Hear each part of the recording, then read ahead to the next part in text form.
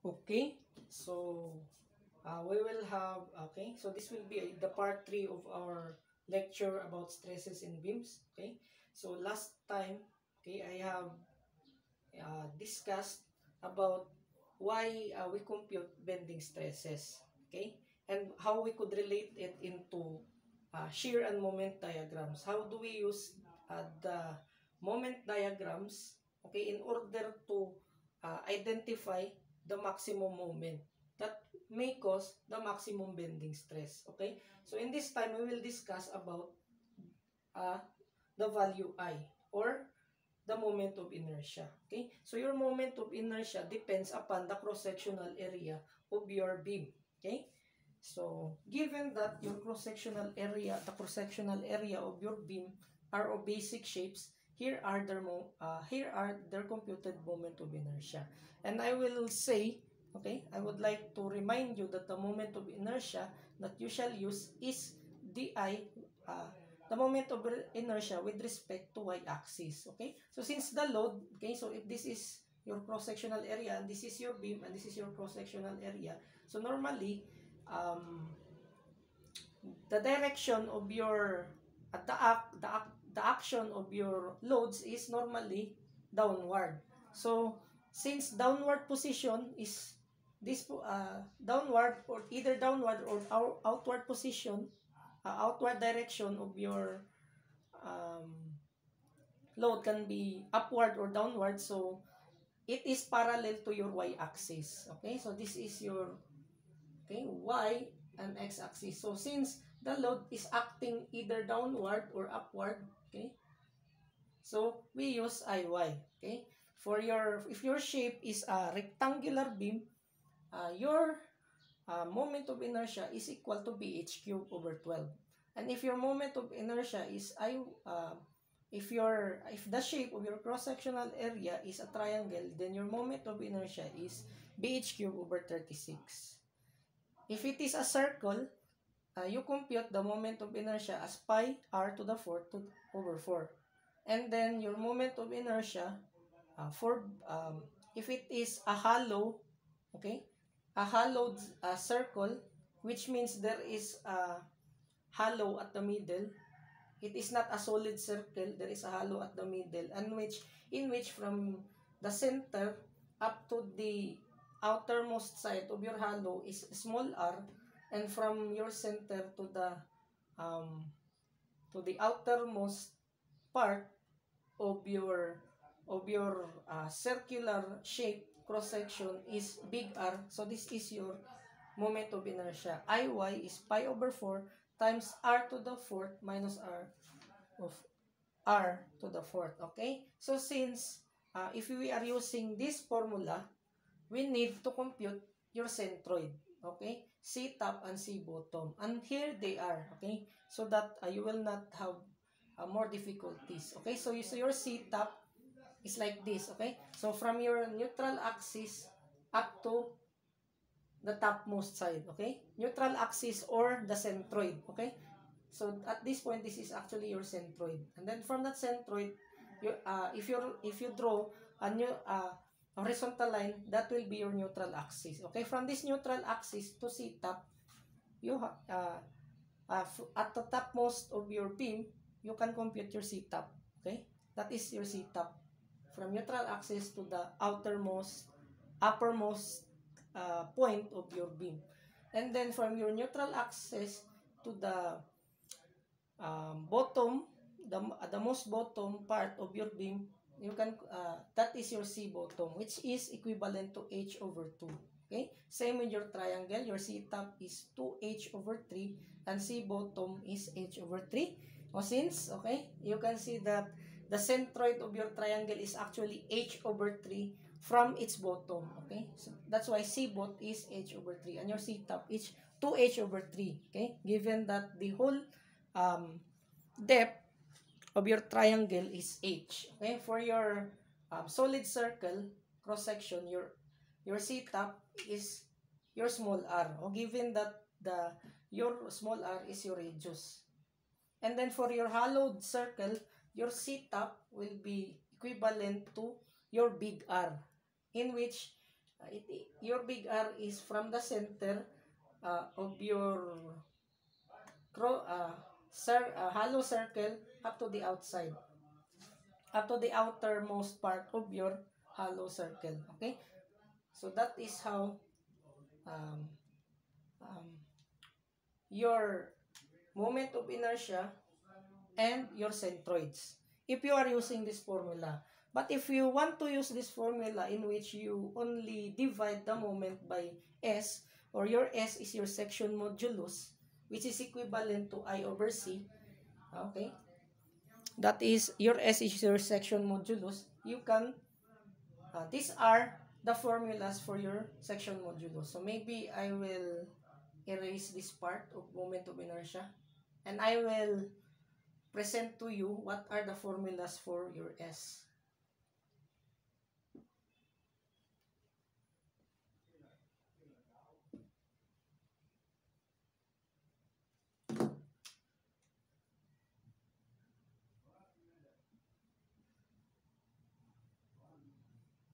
Okay? So your section modulus, it has a different value at your top and different value at your bottom, respectively.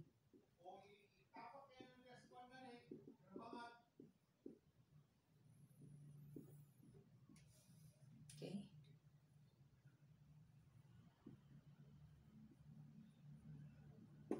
Okay? For your S top here, it will become BH squared over 6. And here, BH squared over 6. For triangle,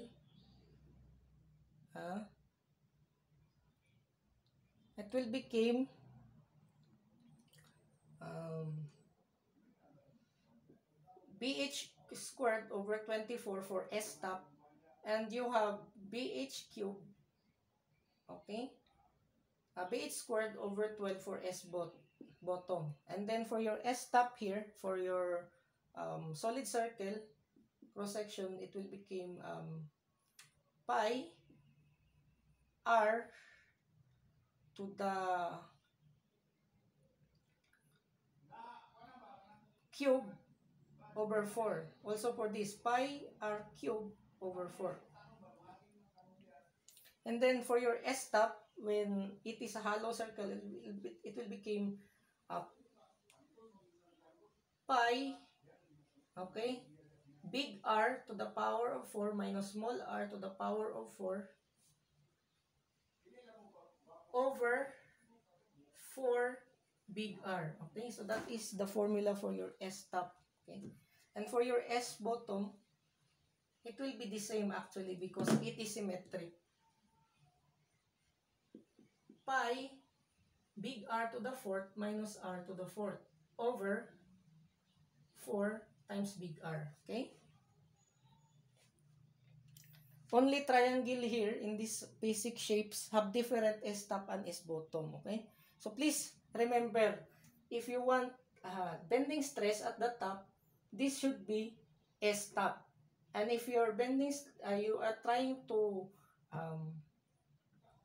compute the bending stress at the bottommost part, you use MS bottom. Also for this C, if you use MC over R, you use C top for bending stress at the top and C bottom when you compute bending stress at the bottommost section. Okay, so that is it.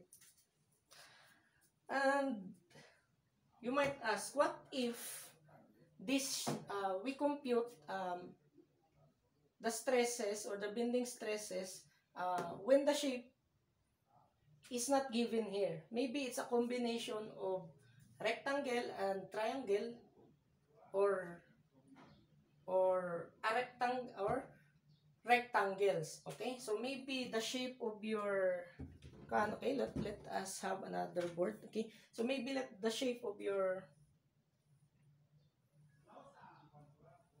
beam was like this. Okay, at a rectangle. Okay, so how do you compute this one? Okay, so if that is the case, we cannot we do not know the value exactly of your section modulus. So what will you use is already MC over I. Okay? So that is already the formula that you need to use. Okay? Because this is not a basic shape, so we cannot compute directly the section modulus. So if that is the case, you can use MC over I.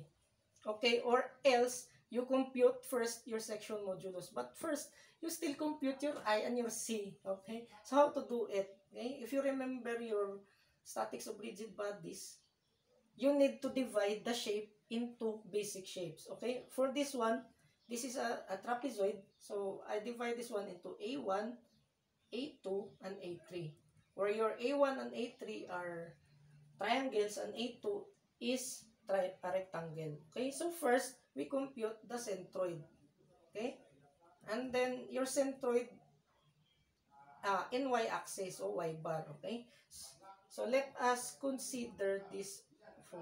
Uh, so let us say that, okay, for each shape, it has different centroids. Let us say for your A1, you have Y1.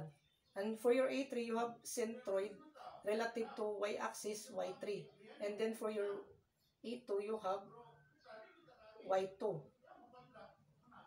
Okay, so for the whole figure, we need to determine its centroid. Let us say that the centroid of your of the whole shape is here. Okay, so we need to compute that one. So let us say that is your y bar. So how to compute this one? Okay, so remember your formulas in your statics of rigid bodies, which tells that your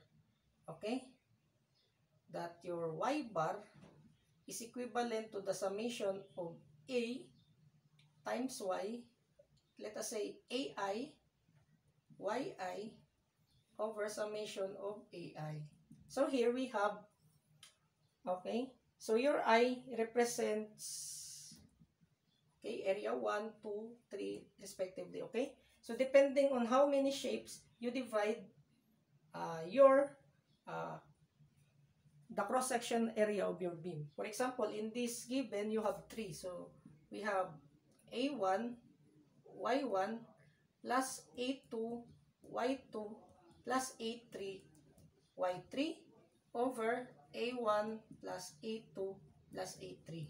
Which means we average we average, okay, the product of the shape, the area of the shape times its centroid relative to y-axis divided by the total area. So we get the y-bar.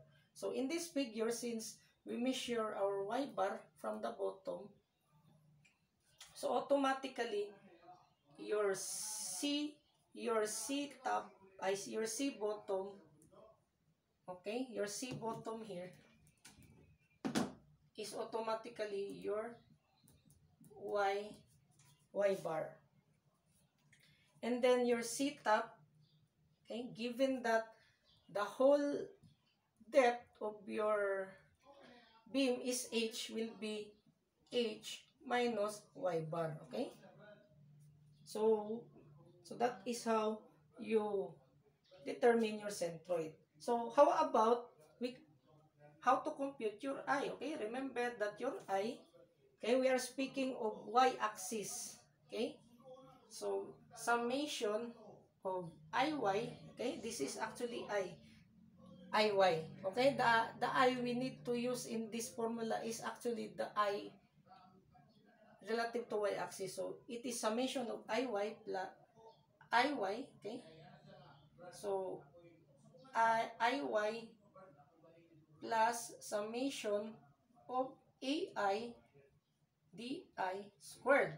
Okay, so if you remember this one, okay, so don't worry, we will have an example in the next preceding videos in which your DI here is your Y bar or the centroid, the centroid or your computed centroid of the whole figure minus Y sub I. Okay, so meaning for your, if we, for A sub 1, okay, so this is speaking of all the areas you have divided your figure into, this AI. So this AI will be your A sub 1, A sub 2, and A sub 3 respectively, added together. Okay? So your AIDI here, in this figure will be equivalent to, okay, um, ACE, okay? So, so in this figure, it is equivalent to IY is equal to I1 plus A1, okay, Y bar minus Y1 squared. Okay, so I hope it could be seen. Okay, so this is Y sub 1, okay, plus I2 plus A2 Y bar minus Y2 squared plus I3 plus A3 times Y bar minus Y3 squared. Okay, so that is how. Okay, so you add everything of this and you will get your IY. And then this your IY, okay, you have computed your C, okay, depending in both topmost and bottommost, okay, C bot and C top, okay, you transfer it here, and then after you compute your AY, you also, okay, use that value, and then um, you substitute in this formula, and also it should be your maximum moment should be given, and then you will now you can compute your maximum bending moment at the top and at the bottom. Okay, so that is how we compute your bending stress in your beam. Okay, so um, please take note that we will have a part, another video, okay, example videos after this one. Okay, so please watch those videos, preceding videos.